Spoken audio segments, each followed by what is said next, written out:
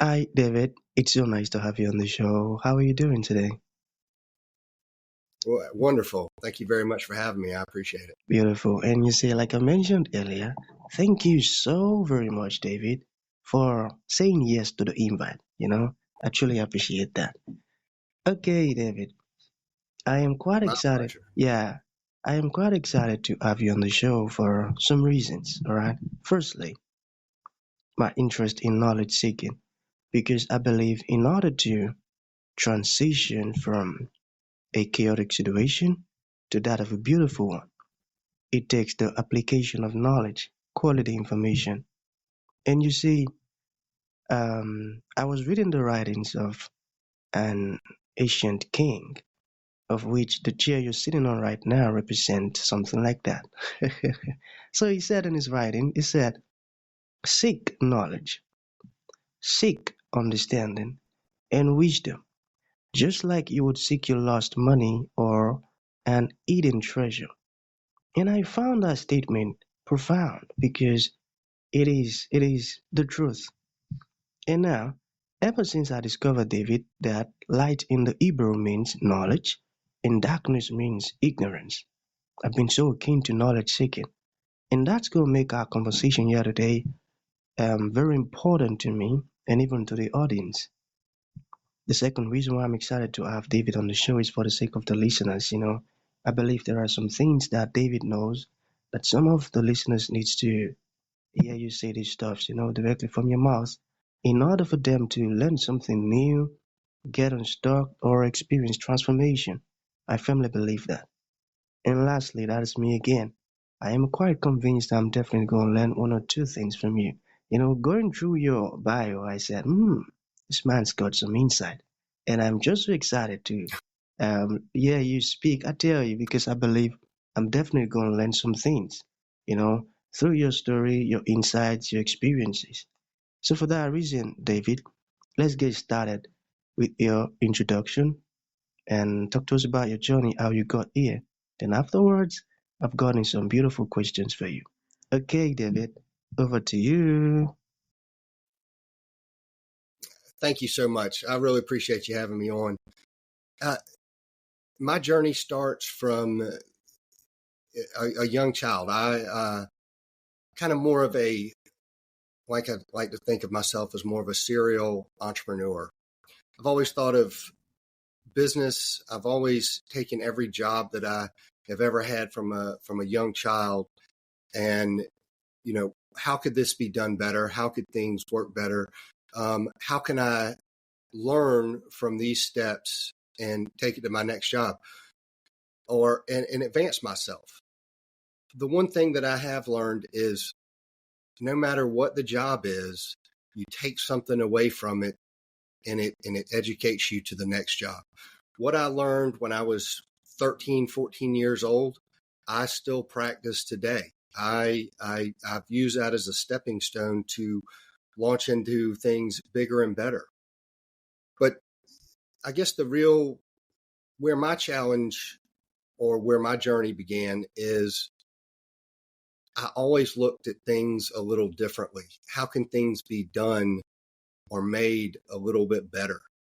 And my primary business, in which I've had the most success with, has been Royal Restrooms. And that became, kind of my calling card. I saw the need for a nicer, more comfortable facility when outdoors. Um, the status quo in America was the porta john. Any outdoor event that you went to, it was a plastic box that you basically went in a hole in the ground. And we're in the 21st century. That wasn't necessary, but that was still the accepted practice. Nobody thought to take it to the next step.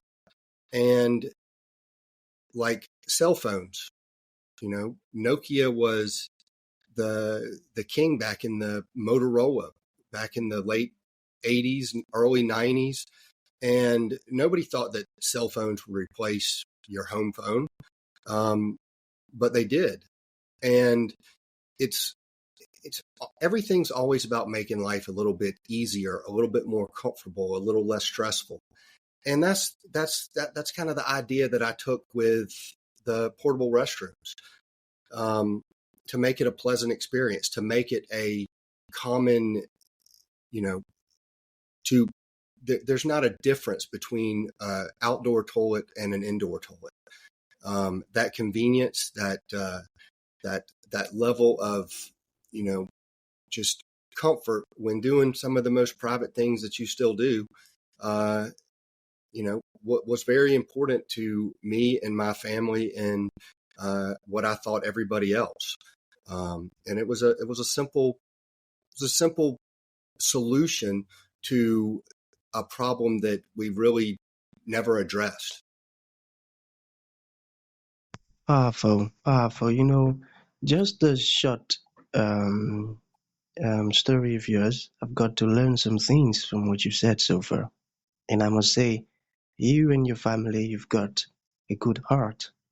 Because the fact that you discovered a problem and you're willing to offer a solution, like you mentioned, not many people are after the fact that life is expected to be easy for everyone, experience that comfort.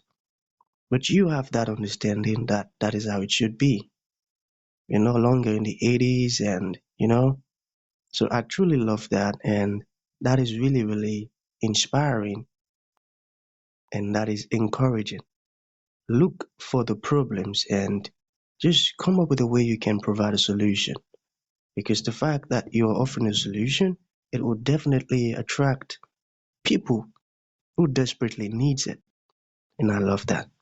So shall we get started with the questions, David? Sure, go ahead. Okay, so you mentioned Royal Restrooms, alright? So I wanted to ask, where is Royal Restrooms currently as a business, and what are your goals for the next few years? Can you talk to us about that? Yes. Well, Royal Restrooms just reached the milestone of the 20-year mark of being in business for 20 years. And the business, like I mentioned earlier, is one of the leading suppliers of executive restroom and shower trailers in the U.S. And what those bathrooms are is, it is a restroom. It is a full service restroom on a trailer. So when you walk in, you have a porcelain toilet, you have a vanity, it's climate controlled, you have a sink, you have a mirror, you have your toiletries, you have it is a equivalent to what you would find in a hotel. Right now, though, at our 20-year mark, we have approximately 50 offices across the U.S. We franchised it out in 2007.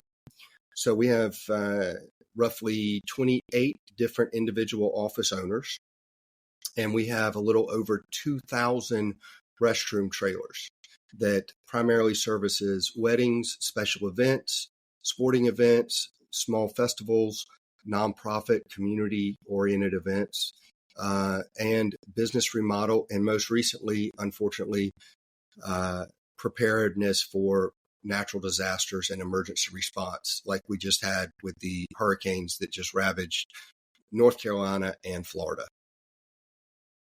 My goals going forward are, is to continue to capture that market. Right now, we've been the forefront leader in portable restrooms and shower trailers, and going forward, we've had a lot of copycats. So the main thing that we want to do is to continue to be an authority on the industry, and a motivator and an innovator within the industry. And by that, we're testing out other products such as refrigeration trailers, such as office trailers, some beverage trailers, even sink trailers, to further expand our service offerings without necessarily changing our business footprint. Amazing. I got that. I got that. Okay, you mentioned franchise. So, how does Royal Restrooms support franchisees in growing their businesses? Well, one of the main factors that we have is we were, again, the first to market. So our domain authority, Royal Restrooms, is pretty dominant across the industry because one, it does have a 20-year history, but uh, the web searches are it's almost like it's Googled. People don't always necessarily understand that a restroom trailer is not a Royal restroom. So a lot of people just assume, kind of like a Q-tip or a toothpick. They automatically assume that it's a Royal restroom because they don't know what to call it. So from that standpoint, we're very blessed and grateful that the industry recognizes our brand name as associated with that product. And it's not just a service side. But ongoing support is constant. Like I'm out here on this podcast with you, and I am marketing our business. I am talking about our business. I am promoting our business. There's nobody else in the industry that's actually trying to do that. They don't have the it's not that they don't have the time to do it. It's just that's not what they're focused on. And from a corporate standpoint, we have the available time to put in those additional marketing hours to attend different national trade conferences where maybe some of your mom and pops or smaller organizations or businesses are unable to attend. Like we go to the National Hurricane Conference, we go to the MEMA conferences, we attend the national wedding conferences, the wedding shows. We participate on a national level in branded marketing about our product, which typically in the sanitation industry, it's still very much mom and pop. It's family owned, and it's regionally or territorially dominant. So it doesn't have the footprint that we normally would have.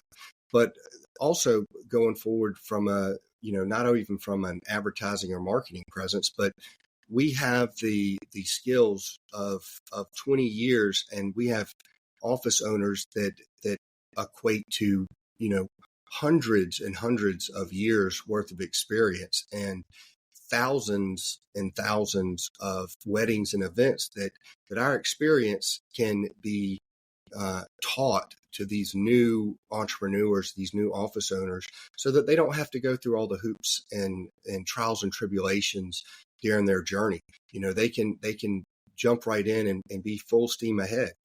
We're a phone call away to answer a problem without them having to spend 6-7 hours trying to figure out what they need to do or how they need to solve this problem. So by doing that, we've got excellent customer service across the board, and we have very little downtime, if any, or issues in our entire organization when it comes to having portable restrooms at your event. So you say that, a lot of times we do events that are, very important to someone. They're memorable events, such as a wedding. Well, the one thing that you don't want is to have to deal with a bathroom that's overflowing or that doesn't work on your wedding day. So we are able to prevent those kind of hiccups. And it's not that they don't happen, but, we've taken that down to a minimal level. And our uptime is just so much stronger than our competition and other people.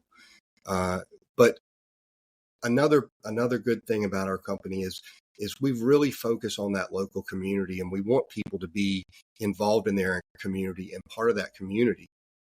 And by putting that emphasis on it, the owners take responsibility for their business and they create kind of a legacy, because this business is their business. And we want them to be a part of the community. We want them to be known as not just John Doe, but we want them to be known as Royal Restrooms. We're going to call John over at Royal Restrooms, call Royal Restrooms, call Royal Restrooms. And that's the message that we want to push. We want to be in that professional service industry, not just the sanitation industry. I got that. I got that. I went for a crusade one time like that, and I needed to use the restroom. Man, David, when I got there, I had to turn back. I couldn't even use it. So I am really grateful for folks like you, what you're doing, because it is actually very important. I love that. And you also mentioned that the goal is to continually motivate and remain in that place of authority. And that's good, because I believe this is what you were born to do. And you have to gain your grounds and continue to motivate others. That's a good one. I love that. So I believe you've been around for some time, Royal Restrooms, and definitely you would have come across some challenges and some storms and all of that. So how did you overcome these stuff? Um, you know, when it comes to working out problems, it's problems are an everyday life. It's how you decide to attack the challenge, And one of the things is when you have a problem, whether you think you can do it, you're right or wrong. But I mean, let me say that again. If you have a challenge and you have a problem that you need to address, however you go about thinking that you are going to solve it, you're right. So if you don't think you can solve it, you're not going to solve it. But if you think you are going to solve it, you will keep chipping away at it. Belief in yourself and taking those baby steps to understand it. But the most important thing is belief in yourself. Say it out loud. When you put it out there in the world to know that, hey, it's okay to have a problem. And just because you may have not finished that problem, it's not that you failed. You learn. Every lesson is learned. It's how you continue to go about it. If when you have a problem that seems inconquerable, if you tell yourself that you can do it, you will find a way to do it. The more you talk about it, the more energy you put into it, you will conquer it. But if you tell yourself that it can't be done, it's I'm giving up, I'm not doing this, then yes, you failed. You failed because you gave up. And a lot of it has to do with determination. And there are a lot of, brilliant people out there that have done, that have gone through everything that we have. It's just like growing up as a young man. When you're a teenager, I remember telling my kids, don't worry about this with this. You will, this girl's broken your heart here. It will be. At that point in your life, when you're a teenager, it's the end of the world. You can't think of anything more that happens.